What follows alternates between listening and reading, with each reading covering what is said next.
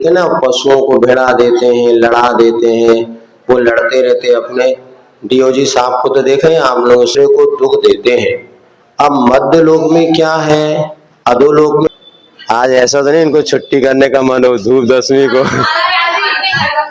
मन नहीं लगता तो क्या करे, डांस करने का है? तुम्हें वैसे मन लगा, एक आध दिन मन लग गया का पता नहीं, आलसी बनिया है। तो भैया कोई सुनो नहीं जल्दी से, जिसको भजन गाना सो जाओ, अपन पढ़ ले तो पढ़ने वाले। सुनिए, आवाज सबको आ रही है, आएगी। अब क्या हुआ, परस्पर अब मध्य लोक, ठीक है,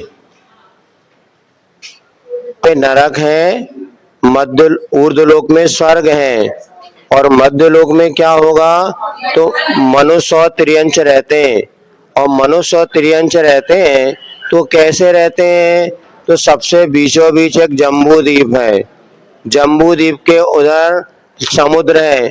ऐसे एक दूसरे को घेरे हुए असंख्यात द्वीप समुद्र है, जिसका वर्णन करने वाला सूत्र नंबर 7 नंबर सूत्र में दिया था, जम्बू द्वीप लवणो दादया शुभ नामानो द्वीप। हाँ, तो जम्बू द्वीप और लवण समुद्र आदि नाम वाले असंख्यात द्वीप और समुद्र हैं, जहाँ पर मनुष्य आदि रहते हैं। अब ये समझना आपको, बाकी आगे आएगा इसमें। मनुष्य मात्र 2.5 द्वीप में रहते हैं, और इसके आगे असंख्यात द्वीप समुद्र में मात्र त्रियंच रहते हैं।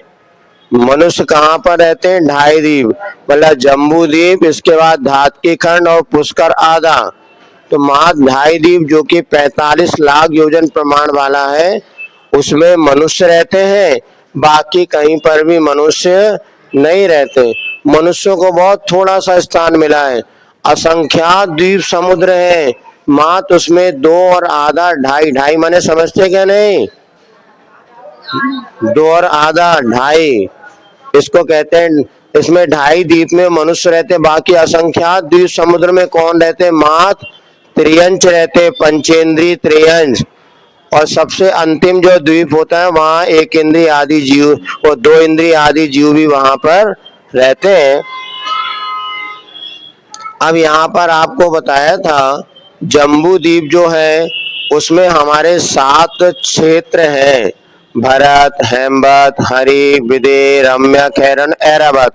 हम कहाँ पर रहते हैं, बोल नहीं रहे, जम्बू द्वीपे भरत क्षेत्र, अपन अभिषेक के समय बोलते हैं ना, जम्बू द्वीपे भरत क्षेत्र आर खंडे।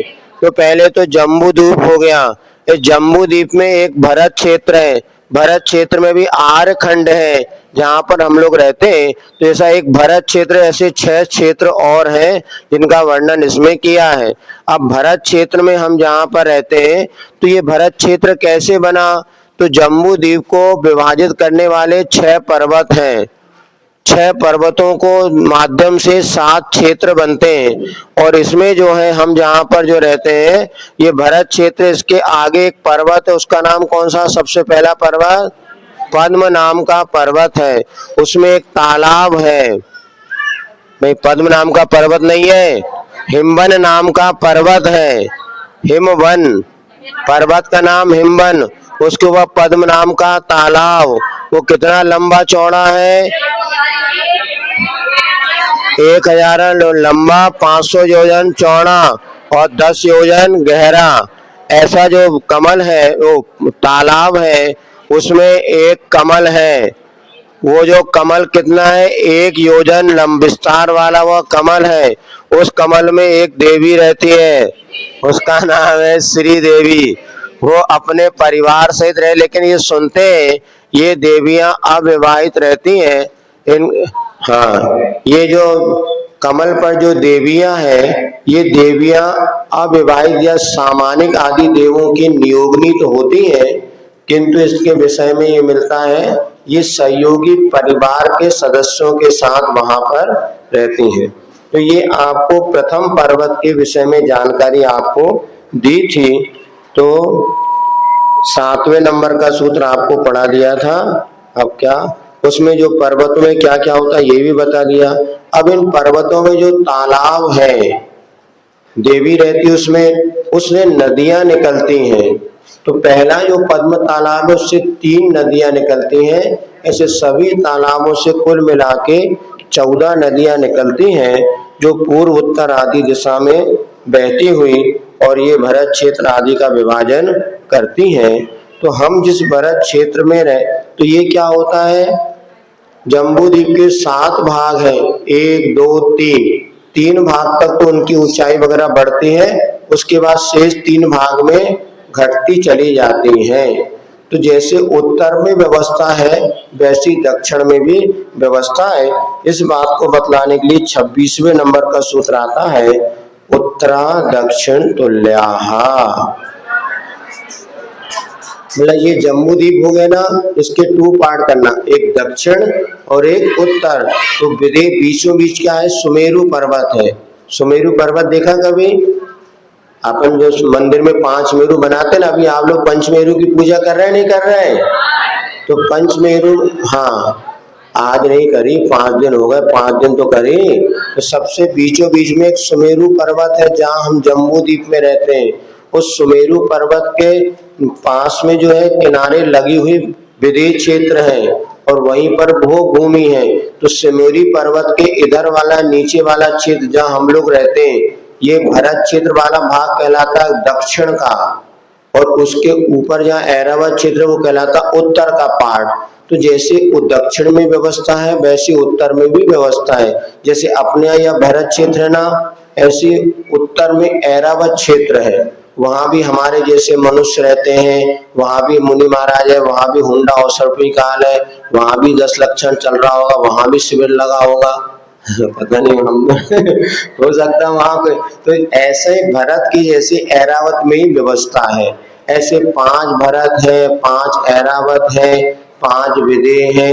ये तो उत्तरा दक्षिण तुल्याः, इसका अर्थ आया समझ में? सुमेरु पर्वत के इधर दक्षिण और इधर उत्तर, तो दोनों तरफ समान व्यवस्थाएं होती है। इनमें जो नदियां निकलती उसका वर्णन करने के बाद ये पर्वत और पहाड़ दोगुने दोगुने होते हैं। तो पहले अपन ने कितना 20 सूत्र पढ़ लिए थे क्या? 20 तक पढ़े थे, उसके 21वां पढ़ते हैं, द्वयोर द्वयो पूर्वा पूर्वगाः शेषास्त्वपरगाः चतुर्दश नदी सहस्र परिवृता गंगा सिंधवाद्यो नद्याः। अब जो अपन ने बताया था, एक पर्वत में से नदियां निकलती हैं, तो 6 पर्वत हैं, 14 नदी निकालनी है। तो पहले में 3 निकलेंगी, दूसरे में अंतिम वाले में 3, और बाकी सब में 2-2 नदियां निकलती हैं। ऐसी 14 नदियां होती हैं। तो एक नदी पूर्व दिशा की ओर जाती है, तो दूसरी नदी पश्चिम दिशा की ओर जाती है। ऐसी 14,000 नदियों का परिवार होता है। ये 3 सूत्रों में आपको बतलाया है। अब भरत क्षेत्र का विस्तार कितना है, तो 24वें नंबर का सूत्र आता है, भरतः षड्विंशति पंचयोजन सद्विस्तारः षट्चैकोनविंशति भागा योजनस्य। बोलिए, षड्विंशति पंचयोजन सद्विस्तारः। अब देखो सुनिए, पूरा जम्बू द्वीप कितने योजन का है? 1 लाख योजन का। जम्बू द्वीप कितना है? विस्तार माने व्यास। व्यास किसको कहते हैं? जो वृत्त राउंड बनाया, तो एक कॉर्नर से दूसरे केंद्र से होती जो लाइन खींचती जाती ना, उसको क्या कहते हैं? व्यास। व्यास को क्या कहते हैं? डायमीटर। हाँ, डायमीटर। तो हम तो ऐसा पढ़ते थे, वृत्त की एक परिधि के छोर से केंद्र को होते जो लाइन लकीर निकलती है और वो दूसरे छोर को मिलती है, उसे व्यास कहते हैं। तो जम्बू द्वीप का व्यास है 1 लाख योजन। 1 लाख योजन का उसका व्यास है, अर्थात सेंटर से गुणा तो 50-50 हजार ऐसा। तो 1 लाख योजन वाला जो जम्बू द्वीप है, उसके जो है क्या कह रहे थे? उस्मा। अब उसमें अपन कहाँ रहते हैं? जम्बूद्वीप पे हम कहाँ रहते हैं? भरत क्षेत्र में, भरत क्षेत्र के आर खंड। तो प्रश्न ये हुआ कि भरत क्षेत्र का विस्तार कितना है ये तो बताओ। तो आचार्यों ने उसको डिवाइड किया, 526 सही 6/19, ये है ना। हाँ 526, 6 अपॉन कहते ना, 6 बटे माने 6 भाग दिया, तो 526 में और 6/19, पहले 500 1 लाख योजन के 526 भाग करो। समझ में आ रहा है? 526 6/19, हाँ भरता 526 सही 6/19, तो 19 का भाग देंगे। 1,00,000 योजन में 19 भाग करेंगे। हाँ 19वां भाग है वो आएगा भरत क्षेत्र। नहीं वो अलग आएगा सूत्र है, वो तो उसके वो तो भाग मानिए 190वां भाग आएगा, 190वां भाग आएगा। देखो इसको थोड़ा डायमीटर, तो 1 लाख योजन का जम्बू, इसको 1 से 90 पार्ट करो, 190 टुकड़े करो, तो 190वां जो पार्ट है ना वो कहलाएगा भरत क्षेत्र। 1 लाख योजन को 190 का भाग दो, कितना आएगा देखो, 1 लाख में 190 का भाग देंगे तो 526 सही 6/19 ऐसा आएगा। तो अभी इतना समझ लो, इसको आप करना, 1 लाख में 190 का भाग दो। हाँ वैदिक गणित हाँ वो मोबाइल में तो बता दो बेटा, जीटी से तुम बोलो तो करके बताओ सो जाने। हाँ अब तो उत्तर सही है, तो इतना समझ लो 526 सही 6/19 योजन। 1 लाख में से 1 लाख जम्बूद्वीप का विस्तार कितना है, और भरत क्षेत्र का 526 सही 6/19, ये याद हो गया सबको, 5 2 6 6/19। अथवा दूसरी तरह से देखो तो 1 लाख में 190 का भाग करो, इसके लिए सूत्र आता है 32वां नंबर सूत्र। देखो अभी अपन ने कौन सा पढ़ा, 24वां, अब 32 नंबर सूत्र देखो, भरतस्य बोलो बोले ही नहीं रहे, बोलो भरतस्य विस्कंभो जम्बूद्वीपस्य 90 शतभागः भरतस्य विस्कंभो जम्बूद्वीपस्य 90 शतभागः। ये सूत्र सबको याद करना है, भरतस्य विस्कंभो, बोलो बोल से बोलो, भरतस्य विस्कंभो, भरतस्य विस्कंभो। अब भरत का विस्कंभ निकालना है तो जम्बूद्वीपस्य, भरतस्य विस्कंभो जम्बूद्वीपस्य, बोलो बिना देखे बोलो, भरतस्य विस्कंभो जम्बूद्वीपस्य, बस 90 शतभागा, 90 शतभागा, बोलो 3 बार, 90 शतभागा 90 सब। अब शुरू से, भरतस्य विस्कंभो जम्बूद्वीपस्य 90 शतभागा, भरतस्य विस्कंभो 90 शतभागा, फिर से बोलो, अरे ठीक ठीक है, कहाँ गया भैया, अतुल दिख रहा है कि नहीं दिख रहा है, प्रवीण तुम्हें दिख, हाँ आज किसी बार की। चलिए तो 190 शतभाग माने क्या होगा, 190वां भाग, तो किसमें 190 का भाग देना, 1 लाख में, तो कितना आएगा 526 सही 6/19, इतना भरत क्षेत्र का विस्तार है। तो जम्बूद्वीप का कितने पार्ट करें तब भरत क्षेत्र का विस्तार आएगा, 190, तो 190 का भाग देने पर इतना विस्तार आएगा। तो हम कहाँ पर रहते हैं, भरत क्षेत्र में, तो भरत क्षेत्र का विस्तार कितना है, 526 6/19 अथवा जम्बूद्वीप का 190वां भाग। हो गया क्लियर? क्यों भैया टीकमगढ़ वाले हो गया, घरे पूछे बता दो, घर वाली पूछेगी कहाँ पढ़ के आए तो क्या बताओगे।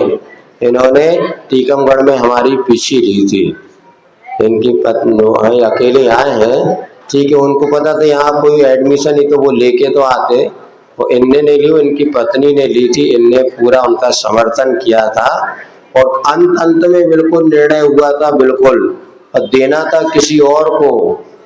हम तो पूरा मन बनाए थे किसी और को देना था, वो बहुत बड़े पंडित विद्वान थे, लेकिन वो व्रत के मामले में थोड़े पीछे कम हो गए, और इन्होंने आगे हाथ में, उन्होंने कहा कम पढ़ा लिखा ज्यादा अच्छा यार, कम से कम व्रती तो बन रहा, रहन तो दे, भग गया। और उनको अब वो जैसे उनको पता चला हमारा नंबर नहीं आ रहा तो बहुत बिफर गए वो। हमने कहा बिफर गए, आपको जब पहले ही कहा था कुछ थोड़ा बहुत बोली बढ़ा दो तो थोड़ा बहुत व्रत लेते। उनको विश्वास था कि महाराज मैं इतना बड़ा समाज में विद्वान हूँ, शायद मुझे ही, इतने बड़े प्रतिष्ठित परिवार का व्यक्ति हूँ, महाराज मुझे छोड़ के किसी को पीछे नहीं। लेकिन उनका ये जो दम था एकदम वो छूट गया, और इनका पुण्य था सो इनको वो पीछे लेने का सौभाग्य। और वो चल, ये तो योग की बात है। अब याद रखो बात चल रही है भरत क्षेत्र की, भरत क्षेत्र का विस्तार कितना है, 526 सही 6/19, और जम्बू द्वीप का कौन सा कितना भाग है, 190वां भाग। जम्बू द्वीप का 190वां भाग है भरत क्षेत्र। अभी भी समझ में नहीं आई, जम्बू द्वीप को 190 टुकड़े करो, उसमें एक जो भाग आएगा उतना जम्बू द्वीप भरत क्षेत्र का विस्तार है। तो 32वां सूत्र बताता है कि जम्बू भरत क्षेत्र का कितना, जम्बू द्वीप का कौन सा पार्ट भरत क्षेत्र है। तो क्या याद रखोगे, भरतस् विस्कंभो जम्बू द्वीपस् नवति शतभागा। बहुत बढ़िया। अब 24वां सूत्र करता आपको बता दिया, तद द्विगुण द्विगुण विस्तार, इससे दुगने दुगने विस्तार वाले पर्वत और क्षेत्र होते हैं। उत्तरा दक्षिण तुल्या। अब जैसे उत्तर की व्यवस्था वैसे दक्षिण की व्यवस्था। तो क्या बताया था, बीच में सुमेरु पर्वत है, सुमेरु पर्वत के इधर दक्षिण है तो ऊपर उत्तर है। हम सुमेरु पर्वत के कहाँ पर रहते हैं, दक्षिण दिशा में। हाँ, आज सुबह आपको बताया था सामायिक में आप लोग थे क्या, कोई कौन कौन था आज सुबह सामायिक में, हाथ उठाओ। सुबह ध्यान जो कक्षा थी उसमें आपको बताया था हम पूर्व और उत्तर दिशा में नमस्कार करते हैं। पूर्व में क्यों करते हैं, क्योंकि वहां से सूर्य उदित होता है। उत्तर दिशा में क्यों करते हैं, उत्तर दिशा में विदेह क्षेत्र है, वहां से आज भी तीर्थंकर विद्यमान है और वहां से मोक्ष जाते हैं। बतियाओ नहीं, भगा देंगे पीछे, सामने पीछे बैठ के जितना बतियाना बतियाओ। पढ़ो बेटा अच्छे से, बुद्धि का इसमें और क्षयोपशम घट जाएगा। वैसे भगवान ने बुद्धि कम दी है और पीछे की लाइन में चले जाओगे जीरो हो जाओगे, इसलिए सामने मत बैठो। यदि बातें करना हो तो कल से पीछे बैठना, ठीक है ना।